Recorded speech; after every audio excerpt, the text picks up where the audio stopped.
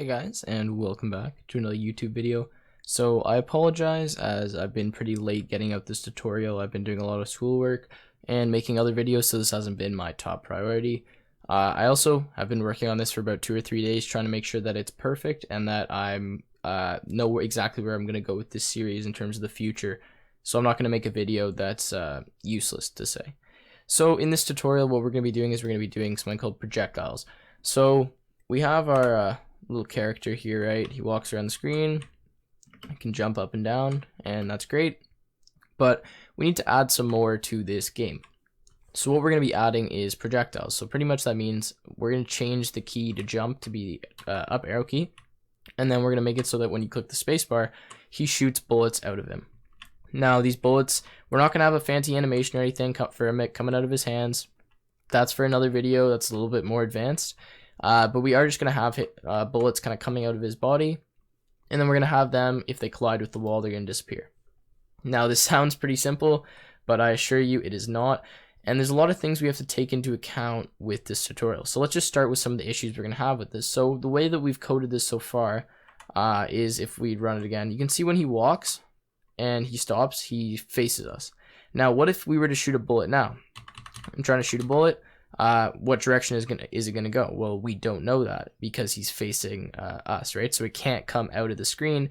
It has to either go left or right. So we now need to make it so that when he stops, he no longer looks at us. He just stops and stays facing the way that he was going, so that we know when the bullet's going left or when it's going right. Now we also have to address the problem, what if we have multiple bullets? So if we have multiple bullets, we need to have a velocity for those bullets. Each bullet needs to have its own velocity, so we know if that bullet is traveling left or if it's traveling right. Because, for example, if our character is looking left, he shoots a bullet. Then he looks right and he shoots a bullet. The other bullet needs to continue moving left while the next bullet is moving right. And you'll see what I mean as we get into the tutorial. So the first thing we're going to do, because now we are writing our game and we're using objects and classes, is we're going to create a new class. And this one is just going to be called... Actually, let's call it, let's see, projectile, like that. And then inside here, you can just write objects. You don't have to do that. And then we're going to write our init function, like so. Now inside here, we're going to give it the same characteristics as our player. So we're going to give it x, y. And then actually, instead of width and height, since this bullet is going to be circular, we're going to give x, y, radius, color. And then we're going to do something called facing.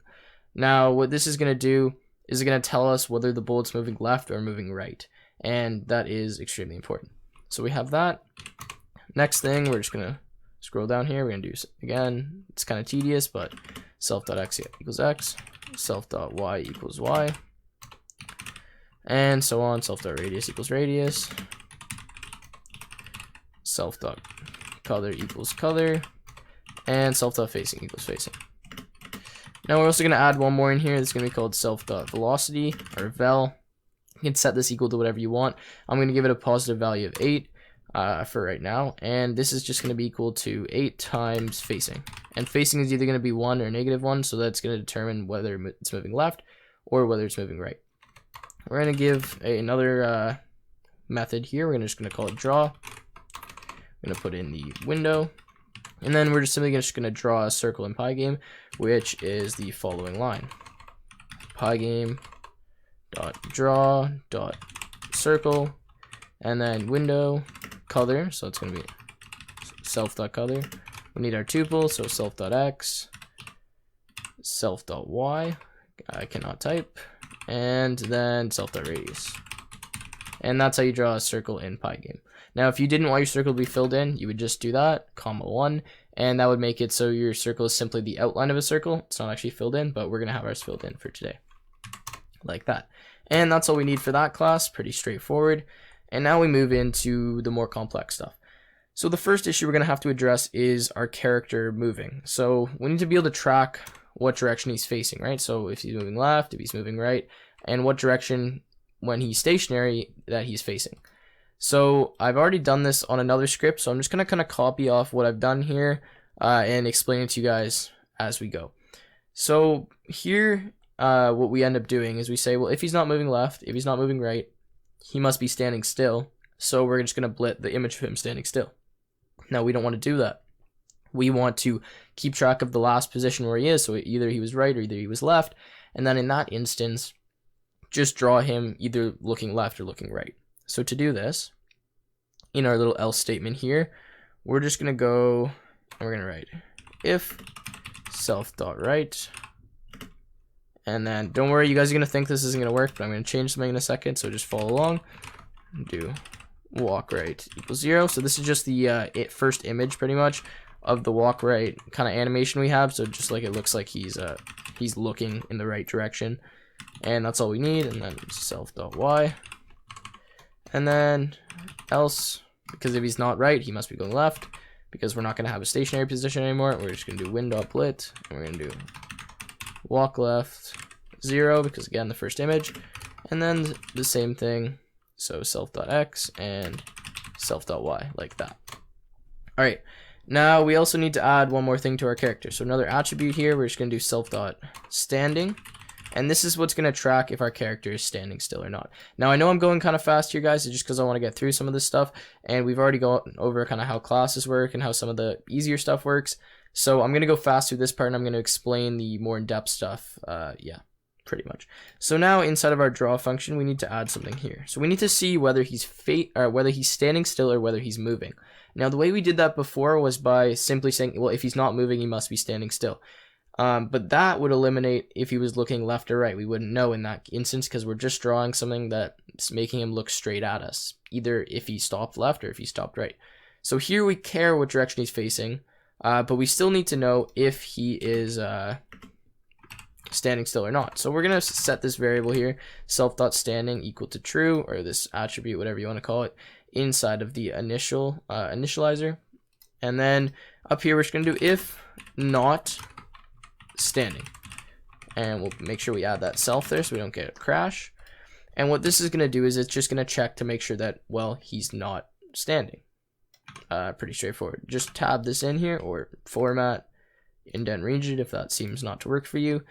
And then pretty much what's going to happen now is if he's not standing still, meaning he's moving, we're going to run through our animation of him walking to the right or walking to the left. And then if he is standing still, we're going to either blit him looking to the right or looking to the left. And I hope that makes sense. So now we need to, again, go down to our main loop here, and we need to change a few things. So in our key.left here, we're just going to do man.standing equals false, because this means that he is indeed walking. Same thing here, man.standing equals false. And then in this little else statement here, we need to change a few things. So we want to get rid of resetting these, because if we reset these, we're not going to know what way he was looking previously. And we're just going to do man.standing is equal to true, like so. So this way we're going to know if he's moving left, or if he's looking left, if he's looking right. So let's just test this out quickly, make sure everything's working. And we have a slight issue. Oh, it's because I have a comma instead of a dot. That's great. Okay, so let's go back up there into win.blit. Where's I have that comma? There we go. Slight typo, and here we go. So now we can see when he stops, he is still looking the way that he's trying to go, like that. So yeah, that's all good. Now we can go to the projectile section. So now that we've got our character, he's walking properly, he's facing the correct direction, we have to make sure that he can shoot the bullets properly. So we've already set up this projectile class here. And what we have to do here, and this is extremely useful if you guys want to learn how to draw multiple objects at the same time, or how to keep track of different objects on the screen. So even if you're not that interested in including a projectile in your game, I do recommend you do this. So what we're going to do now is we're going to introduce a new for loop into our while loop. And we're going to create a new list. So the first thing we need to do is actually create a new list. We're going to call this bullets. We're going to set it to a blank list. And this is what's going to contain all of our bullets. So we are going to have multiple bullets. If I only made it so you have one bullet at a time, that'd be much easier. But I want to give you guys a bit of a challenge, so we're going to do this. So we're just going to do for bullet in bullets, like this. So for every bullet that we have inside of that list, and we're just going to say if bullet is less than 500. So actually, let's do bullet.x. Because we already know that our bullet is going to have a property of x, because we're just going to create some projectile objects in this list, which I'm going to do later, but I want to do this right now. If bullet.x is less than 500, meaning that we're not going to be going off the screen, and bullet.x is greater than 0, then we're going to allow our bullet to be shot. We're going to ignore the slight pixels that might happen in terms like the width and stuff that we were doing with the character, because it's so small, the radius we're going to be using, that doesn't really matter that much. And then we're going to say pretty much move our bullet. So we're going to say bullet.x plus equal bullet.y, or bullet not y, dot val. So now this means that our bullet is going to move in whatever direction we have it set to move in. So maybe -8 or +8. And I'll show you how we're going to set that direction again down below. I'm kind of going in reverse order. That's fine. Just try to follow along. So now, if our bullet is not less than 500 and is not greater than 0, it must be off the screen. So to fix this, we don't want to have our bullet just floating on the edge of the screen. Over here, we're going to delete that bullet. So we're going to do, it's kind of a weird way to delete it, but just follow along. Bullets.pop. All right, so this is the list. Pop just means remove an element. And then we're going to index. So we're going to do bullets.index. And then bullet. So this is going to find the index of the bullet in the list and then remove it from wherever location that it's in. Pretty straightforward. So now we're checking all these bullets, but we need to shoot the bullet. So again, I mentioned that we're just going to make it so that now to jump, we're going to use the up key. So instead of having space, we're going to change that to up.